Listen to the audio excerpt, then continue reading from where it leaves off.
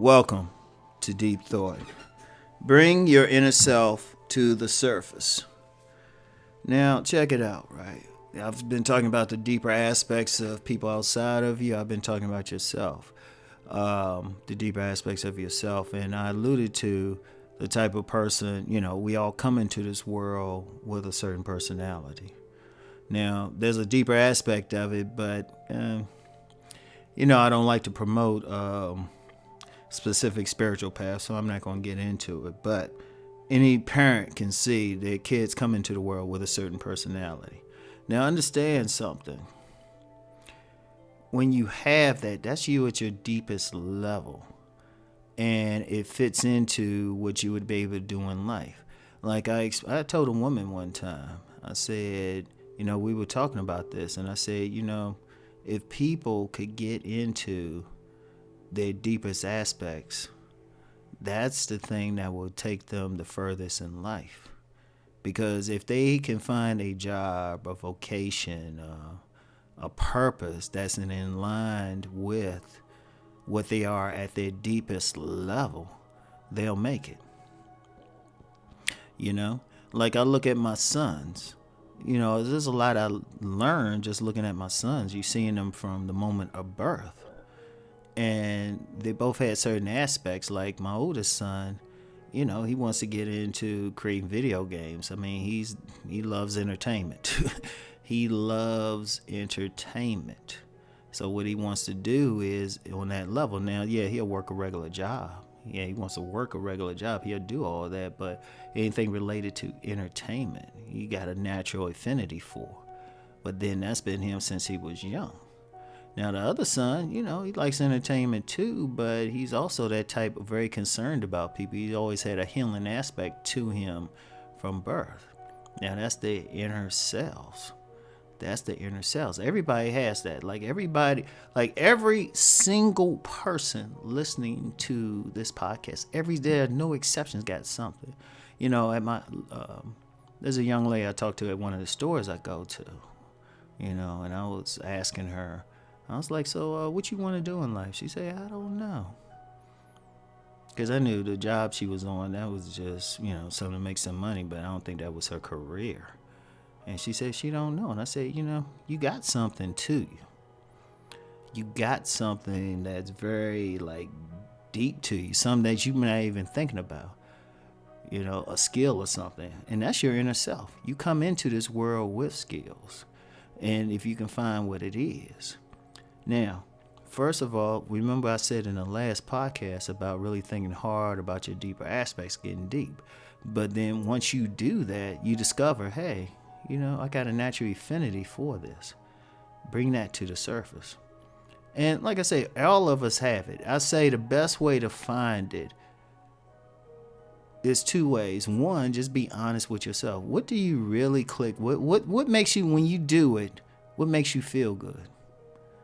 And that could still be tough because there's a lot of people who work in jobs, work in professions. They can even be good at it. They could be making 6 figures, even 7 figures, but it's still not them. They just got enough in them where they can do this particular job to a great degree. But what is it that just make you feel good when you do it? That thing that just gives you joy, just gives you joy. It's like it's bigger than money. That's your inner self. That's what you're meant to do. You just feel good. You just feel some pleasure with it. You have some people who like to cook. They cook for people and prepare for them. They just feel good when they do it. Or, the other night I was at an event and I was talking with some couple of the vendors there. And they were talking about how they had worked on other jobs. And they've been fired. They lost the jobs, but then they got into what they're doing now, and it was just a natural thing. I still remember when I knew this guy who started coaching kids and boys in basketball. And he said what it did was open him up in such a way because he just felt so good. All of those are their inner selves. So it brings you joy. This is what you're supposed to do. This is what you were born to do. You know, this was what you was born to do. And this is something I've heard. I don't promote spiritual paths, but I've heard this. My grandmother told me that my AME, African Methodist Episcopal great grandfather said that everybody has a destiny. But I've also heard that in New Age communities. I've heard that in African traditional religious communities when they use the term incarnation objective. Everybody has a purpose. Every single person. There's no accident. Nobody's here by accident. Some people think they're here by, no, there's something you're supposed to do.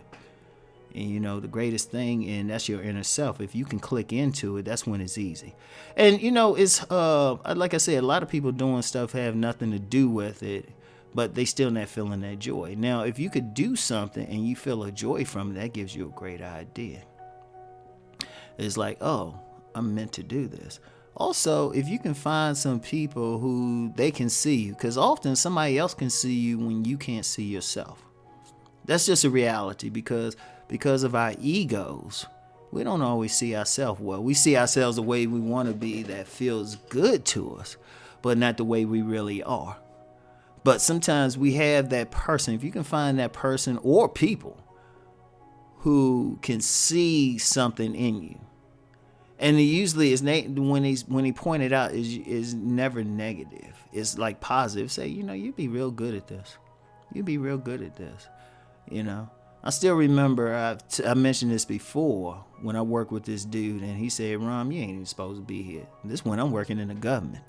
He said, "Rom, you ain't supposed to be here. You need to be over in the corner somewhere working on your book." And really, even me talking on this podcast, everything that's happened in my life, all the success is because I was a storyteller. I was a storyteller. Because it's ironic, I was always interested in the narrative, the story. Always, from the time of a child. In fact, I wrote a story about ants when I was 7. I kind of wonder if Disney somehow found that story. I wrote the story at 7, gave it to relatives and everything. They say they liked it. I don't know if they actually liked it. They're going to tell you whatever. But that was the first time I wrote something. And I've always been interested in the story and the negative. And even if y'all check out my books, Nice Guys and Players and Sexual Chemistry. Especially, I use a lot of story examples, a lot of them, And even when I talk, what do I talk about on different channels? I put in a lot of stories. So that was part of my inner thing. So when I tapped into that, look at the success it's brought me. It's brought me everything. It brought me a marriage. The marriage didn't work out, but still on great terms with my co-parent. But it's brought me my sons, and that's very important. It's brought me a life where I enjoy it. Everything is based on writing. Everything. My fame, everything is based on writing. That's the base.